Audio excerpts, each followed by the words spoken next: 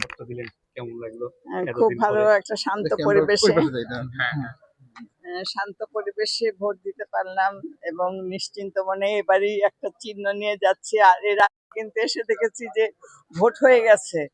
তো এবার আল্লাহর কাছে লাখ শুকর যে যিনি আসুন এবং আমাদের কথা বলবেন, আমাদের দুঃখ বুঝবেন, সাধারণ মানুষের তারা প্রতিনিধি হবেন এবং আমাদের জন্যই তারা কাজ করবেন, এই আশা আর কি আমাদের। এটা আপনার জীবনের কততম ভোট?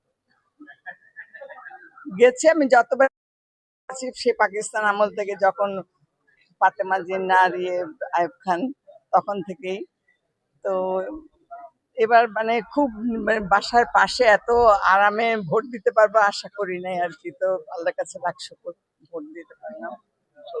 পরিস্থিতিটা, ভোটের পরিস্থিতি, সার্বিক বিষয়টা নিয়ে। না, সার্বিক পরিস্থিতি আমার মনে হয় খুব ভালো।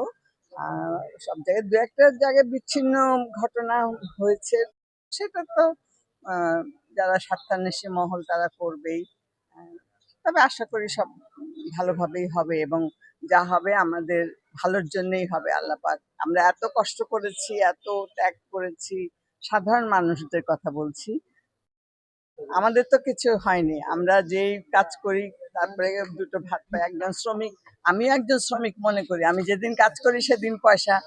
তো আমি শিল্পের জন্য কাজ করি, যিনি কাজ করেন তিনি সাধারণ, যিনি শ্রমিক তিনিও তার আহারের জন্য কাজ করেন। তো ভালো হবে দেশের সব দিক দিয়ে। আল্লাহ পাক যেন এর বাকি জীবনগুলো আমাদের পরের প্রজন্ম যেন ভালোভাবে চলতে পারে, তাদের জীবন এবং তাদের সবকিছু যাতে সুন্দরের জন্য, আদর্শের জন্য এবং দেশের জন্য নিবেদিত হয়, সেটাই চাইছি। শেষ যে জয়ী হবেন কি প্রত্যাশা করছেন তাদের কাছে?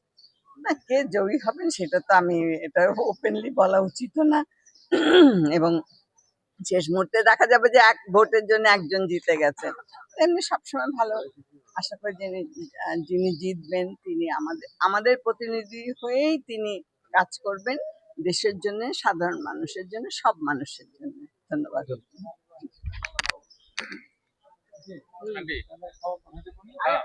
আচ্ছা।